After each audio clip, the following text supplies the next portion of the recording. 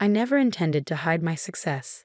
Life has an uncanny way of revealing people's true colors when they believe you have nothing to offer. My name is Emma Chin, and I've always known that appearances can deceive. Growing up in a modest apartment above my parents' tiny grocery store in San Francisco's Chinatown, I watched them pour their lives into 14-hour workdays just to ensure there was food on our table and a chance for me to succeed. Their lessons shaped me. True worth isn't measured by wealth, but by character and determination.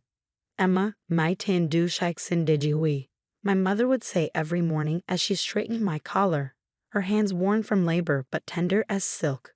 Each day is a new opportunity. While my peers were playing video games or watching TV, I was helping stock shelves, learning inventory management, and poring over accounting books. My father's old calculator became my toy, and numbers my steadfast companion. But beyond the math, I absorbed the ethos of their work. Respect every customer, no matter what they could afford. Treat everyone like family, my father would say. You never know their story. Their sacrifices bore fruit when I earned a full scholarship to Stanford's business school. The day I received my acceptance letter, my mother cried, and my father closed the store early for the first time in 2 decades. We celebrated with a feast of dumplings and my mother's special red bean soup. At Stanford, I worked relentlessly, channeling the grit my parents had instilled in me. Between classes, I developed an innovative supply chain management system that caught the eye of Genesis Tech, a rising Silicon Valley powerhouse. Your algorithm could transform global distribution. Marcus Sterling, their CEO, said during my final presentation, "We'd love for you to join us after graduation." The offer was beyond anything I'd imagined, a senior position with significant stock options. But I surprised Marcus by requesting to start in operations instead, learning the business from the ground up, just like I had in my parents' store. Most people want to start at the top, Marcus remarked, his curiosity piqued. I want to earn it, I replied. How can I lead if I don't understand the foundations? Impressed, he agreed. Officially, I was Senior Vice President of Operations, but few colleagues knew my true title, a secret I preferred. That's how I met James. One rainy Tuesday morning in the company cafeteria, I was immersed in inventory reports when someone jostled my table, nearly spilling my coffee. Oh no, I'm so sorry. A tall man with kind eyes and a crooked tie scrambled to steady the cup. I swear, I'm usually more coordinated. Laughing, I replied, no harm done. I'm Emma. James Wilson. His warm smile tugged at something in me. Let me make it up to you. Coffee's on me. One coffee led to lunch, then dinner, and soon we were inseparable. James worked in marketing, his creative flair complementing my analytical nature. He loved hearing about my work in operations, always curious about my day. You don't just see problems, he said one evening as we strolled along the bay. You see solutions. When he proposed 6 months later, I said yes without hesitation. It wasn't until we began planning the wedding that I encountered his mother, Victoria Wilson. Our first meeting took place in their Pacific Heights mansion, a monument to old money. Victoria greeted me from atop a marble staircase, her demeanor icy. So, she began surveying me through designer glasses. You work in operations? She practically spat the word. Yes, I said evenly, offering no further explanation. And your parents? They own a grocery store in Chinatown. Small business owners, she murmured, exchanging a look with her husband. Well, everyone has to start somewhere. James squeezed my hand but said nothing, a red flag I chose to ignore. In the weeks leading up to our wedding, Victoria's subtle digs and overt meddling became routine. She dismissed my preferences as charmingly simple and insisted on orchestrating everything. Darling, she'd say, patting my hand as if consoling a child, leave it to those who understand these things. Even my wedding dress, a modern design with traditional Chinese accents, became a point of contention. But dear at the street Francis, wouldn't you prefer something more appropriate? This is appropriate, I replied firmly. It honors both cultures. She pursed her lips. Well, I suppose it's your decision. Though James's first girlfriend, Caroline, always had such elegant taste. European, you know. James, yet again, said nothing. Despite Victoria's interference, the wedding was beautiful. My parents sat in the front row, tears glistening in their eyes.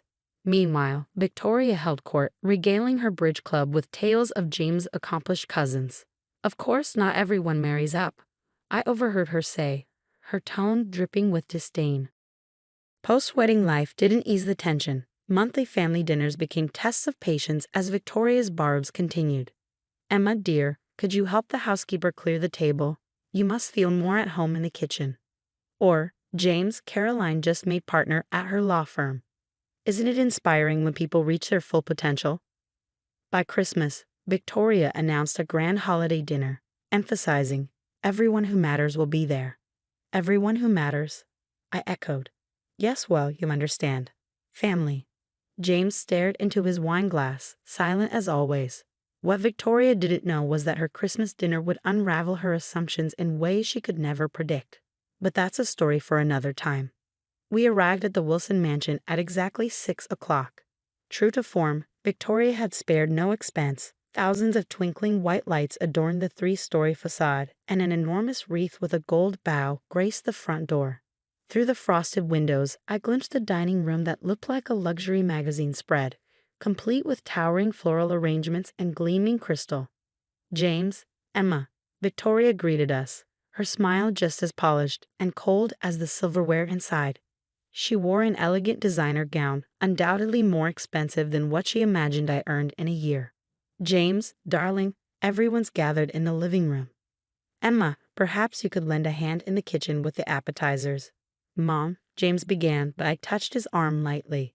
It's fine, I said, my voice calm. Victoria's lips curled in a smug smile. So considerate. That's what we love about her, isn't it, James? Always willing to pitch in. James offered a weak laugh and followed her into the living room, leaving me alone in the hallway. In the kitchen, I found Maria, the Wilsons' housekeeper of 15 years, commanding a small team with the precision of a general.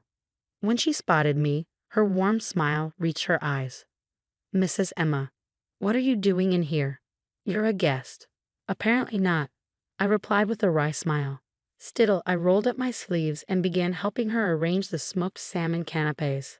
The doorbell chimed again, followed by Victoria's delighted exclamations as more guests arrived. Among the voices, one stood out, Caroline. Of course, James' ex-girlfriend had somehow found her way onto the guest list. When it was time for dinner, Maria and I carried the appetizers into the formal dining room. The sight that greeted me was as grand as I'd imagined. A massive table set for 24, each place adorned with Waterford crystal and antique silver. Name cards, written in Victoria's flowing calligraphy, marked every seat. I walked the perimeter of the table, scanning for my name. It wasn't there. Oh, Emma, Victoria's voice rang out, syrupy with fox concern. We're just a bit tight on space at the main table. I'm sure you understand. Family comes first. Why don't you join Maria in the kitchen? You two seem to get along so well. The room fell silent. Every eye turned to me, some curious, others uncomfortable. Caroline's smirk was barely concealed behind her champagne glass. James's father, Richard, cleared his throat. Perhaps we can fit another chair. Nonsense, Victoria interrupted smoothly. Emma understands. She's used to more casual settings. My cheeks burned, but I forced a neutral expression. Years of handling tough negotiations had taught me the value of composure. Of course, Victoria, whatever makes you comfortable. As I turned to leave, I caught James's gaze. He looked uneasy but said nothing. Something inside me hardened. Back in the kitchen, Maria wrung her hands. Mrs. Emma, this isn't right. Let me speak to Mrs. Wilson. It's fine, I said, pulling out my phone and sending a quick text. I sat at the small kitchen table and opened my laptop. At least let me fix you a plate, Maria insisted. Thank you, Maria, but I have some urgent work to handle. Major supply chain issue. I offered a reassuring smile as I reviewed the data Marcus had sent. The problems in Asia were more severe than I'd hoped, but not insurmountable. From the dining room came the sound of laughter and clinking glasses. Victoria's voice floated above the rest, recounting tales from James's childhood. Caroline chimed in with anecdotes from their high school days. 20 minutes passed, then 30. The doorbell rang again. Maria moved to answer it, but I stopped her. That's for me. I opened the door to find Marcus Sterling, CEO of Genesis Tech, standing in his signature tailored suit, a look of mild concern on his face. "Emma," he greeted me warmly. "Apologies for intruding on your Christmas dinner, but we need your input on the Asia situation." "Of course," I said, gesturing for him to come in. "Though technically, I'm not at the dinner table." His brow furrowed. "Not at the table? Why not?" "Why don't we find out together?" We walked into the dining room, where the hum of conversation stopped abruptly. 24 heads swiveled toward us, curiosity and confusion etched on their faces. Victoria stood quickly, her expression hard to read. "I'm so sorry, sir. The help isn't supposed to let visitors in unannounced. Emma, you should know better." Marcus blinked, then turned to me. "Help? I'm confused. Why is my senior vice president of operations eating in the kitchen?" The silence was deafening. Victoria's face drained of color. "Senior vice president?" "Yes," Marcus said, oblivious to, or perhaps enjoying, the tension. "Emma's leadership has been pivotal to Genesis Tech's success. Her supply chain system is groundbreaking. Surely her husband has mentioned her accomplishments." All eyes turned to James, who looked like he might faint. I didn't know," he stammered. "You never asked," I said quietly. Caroline's champagne flute slipped from her hand, shattering against the hardwood floor. No one moved to clean it up. But you work in operations," Victoria sputtered. "You said." "I do," I replied, my tone calm. "As the senior vice president, I chose to start at the ground level, just as my parents did in their modest grocery store." Marcus nodded approvingly. "Speaking of which, Emma, your mother's dumplings are extraordinary. The board loved them at our last meeting." Victoria collapsed into her chair, her shock plain. "Board meetings?" "Yes," Marcus continued. "Emma's one of our youngest board members. Her stock options alone are worth—" "Marcus," I interjected gently, "perhaps we should handle the Asia situation elsewhere. I wouldn't want to disrupt the family dinner." I turned to Victoria, my gaze steady.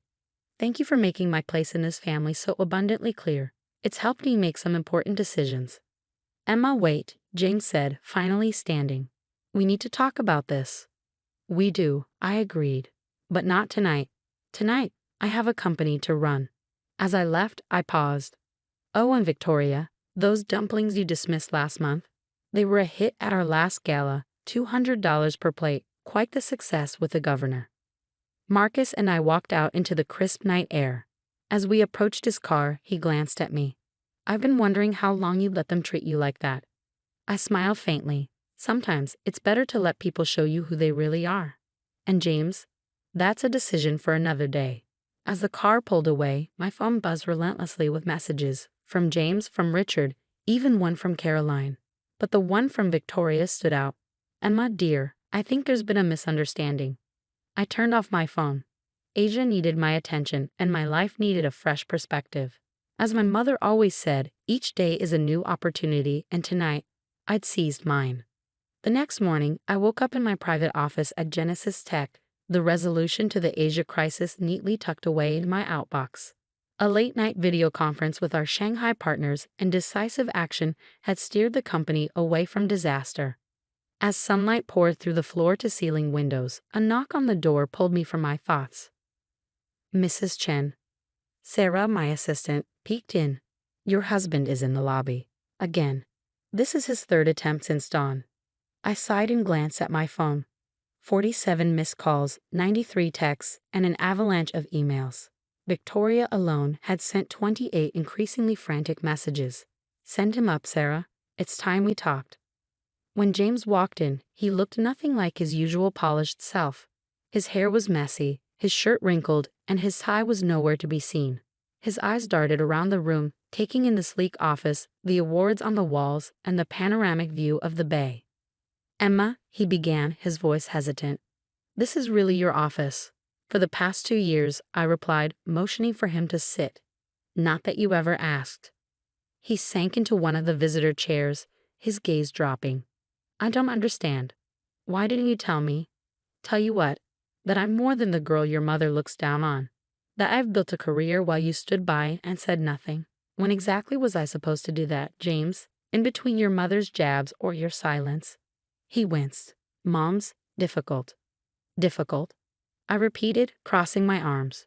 She made me eat in the kitchen on Christmas, and you let her. I was going to say something, but you didn't. You never do. My voice was calm but firm. 2 years, James. 2 years of watching you laugh at your mother's jokes about my background. 2 years of staying silent while she paraded Caroline in front of me. 2 years of you being ashamed of me, or at least of what you thought I was. I wasn't ashamed, he protested. Weren't you? Then why didn't you ever ask about my work? Why didn't you visit me here? Why didn't you defend me? Before he could answer, my phone buzzed. Marcus's name appeared on the screen. The board approved your Asia strategy, he said. Stocks up 12% already. Excellent work. Thank you, Marcus. I'll finalize the timeline today. When I hung up, James stared at me, his face pale. You report directly to Marcus Sterling. I have for years, I said, my tone matter of fact. Remember last Christmas when I missed your mother's party because of overtime? I was in Tokyo, finalizing a $1 billion deal, but you assumed I was working a shift at a warehouse. Emma, I didn't know, he pleaded. Please, give me another chance. I shook my head. That's the problem, James. Now that you know I'm successful, you want to make things right. What about when you thought I was just a grocery store girl? Didn't I deserve respect then? The silence between us was deafening, and in it, I found my answer. A knock on the door interrupted us. Sarah appeared again, looking uncomfortable. Mrs. Chen, Mrs. Wilson is here. She's insistent. I nodded. Sent her in. Victoria swept in, dressed impeccably as always, though her usual composure was absent. Her eyes flitted around the room, widening as they landed on my credentials and accolades. Emma, darling, she began, her voice sticky sweet. We need to clear up this misunderstanding. Misunderstanding? I arched an eyebrow. You mean where you made me eat in the kitchen, or where you've spent 2 years treating me like I was beneath you? Her mouth opened and closed like a fish out of water. I didn't know who you were. And that, I said sharply, is the root of the problem. You judge me based on my parents' grocery store. Tell me, Victoria, how much do you think Genesis Tech paid for my supply chain system? She blinked, floundering. I don't. $300 million. Before I even graduated. That modest store taught me everything about respect and hard work. Concepts you still haven't grasped. Emma, James interjected. People can change. Give us a chance to make this right. I opened my laptop, revealing an email from my lawyer. 2 years, James. Have given you plenty of chances. I met his gaze. I'm filing for divorce. Victoria gasped. You can't. Think of James's future. I am, and mine. I stood. The prenup you insisted on. It protects my assets as much as his. And the Pacific Heights mansion. I bought it last year. Check the property records. James sank back, stunned. All this time, while you let your mother belittle me, I was building something real. I pressed a button on my desk. Sarah, please escort Mrs. Wilson out. James, you have until Friday to move your things to your parents' house. Emma, think of what people will say, Victoria exclaimed as security arrived. They'll say what I should have said years ago. Respect isn't earned by a bank account. It's earned by treating people with dignity. I turned to James. Your mother spent 2 years trying to make me feel small. She only succeeded in showing me how small she is. As they left, I stood by the window, watching the fog roll over the bay. A text from my mother appeared on my phone. Mai tan du shaik sin de jihui. Each day is a new opportunity. Smiling, I drafted a press release about Genesis Tech's triumph. The stock would close at a record high that day. But my true success wasn't in the numbers. It was in knowing I'd reclaimed my self-worth. 6 months later, I closed another quarterly report. The divorce was final, the house sold, and Victoria had a new cautionary tale for her bridge club. None of it mattered anymore. Sarah knocked. Mrs. Chen, your parents are here for lunch. I closed my laptop, smiling. Success isn't about proving others wrong. It's about proving yourself right. And the best revenge? It's not served cold in a kitchen. It's served in a corner office, surrounded by those who saw your worth all along.